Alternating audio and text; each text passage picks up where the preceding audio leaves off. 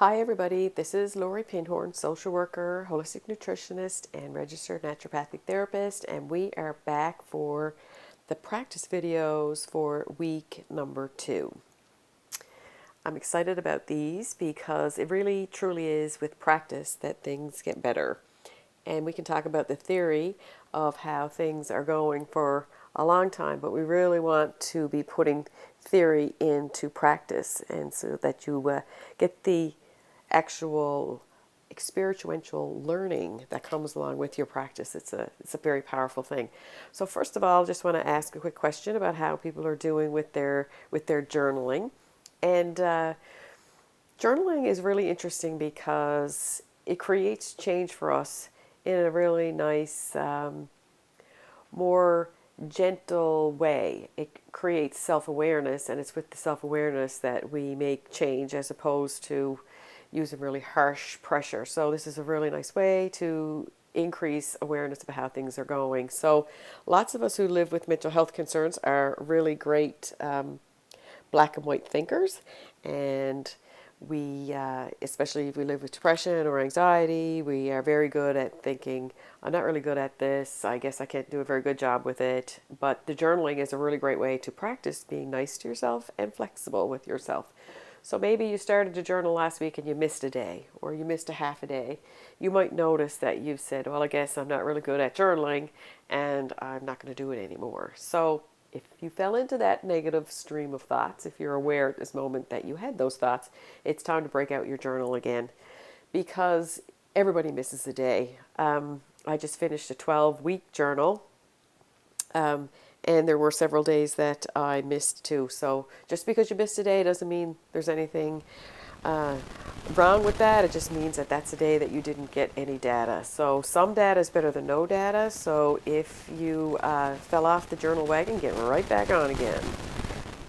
And hopefully you might have found some connections to how you feel and with your journaling. So here is practice number 1.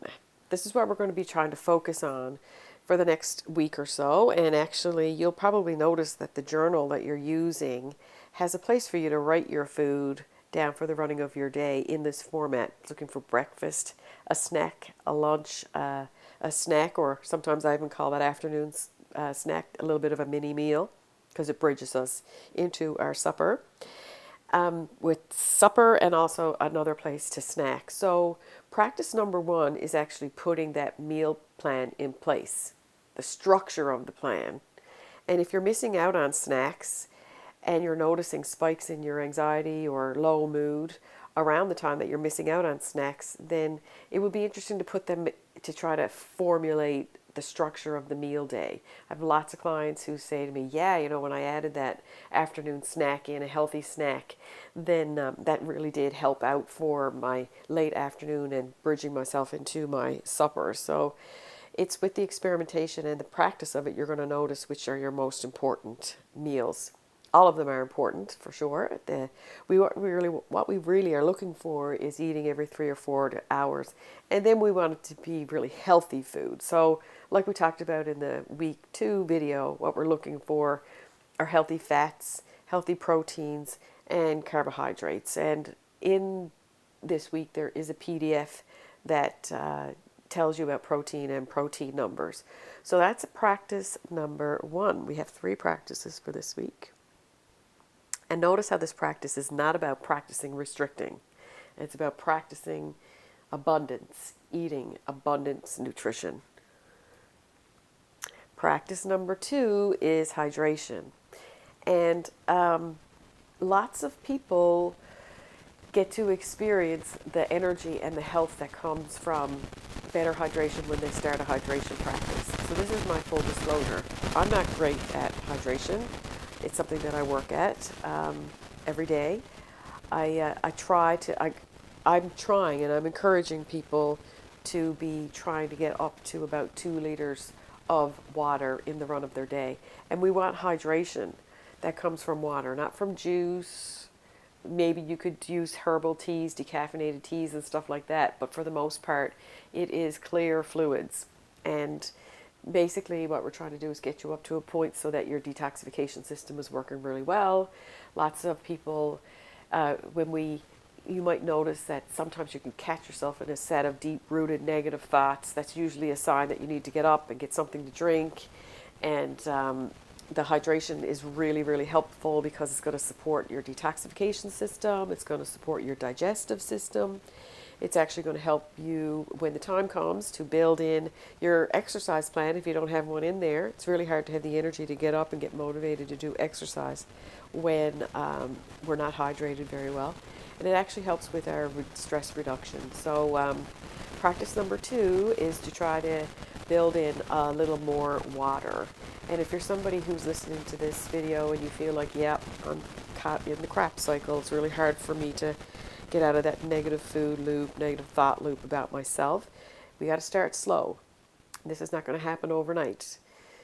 The nutrition is part of your holistic self-care, and staying hydrated is an important piece of this. So few little tips is to always have a glass of water with you in your vehicle or on your desk and just sip periodically. You might even want to use a tracker on your phone. There's lots of ways that you can track your hydration. I know I track my steps on my Fitbit, and I can track my hydration on there. Sometimes some people set an alarm on their phone, so every hour they check in and see how much water they have had for the day. Like, just for example, it's almost 2:30 today where I am, and I know I'm ready again now for another glass. So I'm trying to encourage my hydration all the time. It's always great to start your day with water. If you start with water, then you know you already got one in. If you're somebody who drinks a lot of caffeine, that is a diuretic, and you can't hydrate with caffeine. So every cup of caffeine you have, you need to counterbalance that with another 8 ounces of water. And here is practice number 3. What we're going to be doing now is just starting to read your food labels to look for overprocessed sugars. In a couple of weeks down the road, we're going to be having a really in-depth conversation about sugar and its impact on our mental health. So now is a really good time to just be reading your food labels. And just because something, we think is a health product doesn't necessarily mean that it doesn't have a lot of added sugar. Here's a great example. Lots of us like to eat cashew products because we think that they're very good for us. At one time, they were one of the really only organic, natural kind of real choices of cereals that we had out there. Mainstream ones anyways. There were, plain old oats and stuff like that. But, cashew just got bought out by Kellogg's. So there's a lot of added sugars in their products now. So this is just an example. This Cashew Go Lean Crunch cereal, if you look over at the food label over here, this is the box label where the government says you have to have this kind of information on your product. And what we can see down here is that there's 12 grams of added sugar to this product in 3/4 of a cup of cereal. So I'm guessing that if you're going to have a bowl of this, you probably are going to have more than 3/4 of a cup of cereal. So we could probably pop that up to maybe 15, 16 grams of sugar. And what I want you to know is that is too much sugar for your breakfast. It's too much sugar for a snack even. It is too much sugar generally in one sitting. And if you're eating these kinds of cereals, then what I want you to know is we're going to be shifting that up because it's not enough protein. There is a protein in there because it has added protein, but that's not the same kind of protein that you would get necessarily. It's probably a soy protein is what I'm trying to say. It's not the same kind of protein that you would get if you were eating eggs or chicken or beef or things like that. So this is a great example of how, a product we think might be good for us is not really that good for us. The other thing where stuff and sugars really sneak into the diet is in things like granola bars and yogurts, flavored yogurts and things like that. It's like some of the yogurts out there on the market, we might think that, wow, this is a really good product for me to eat. It's Greek yogurt, it's flavored, it's delicious.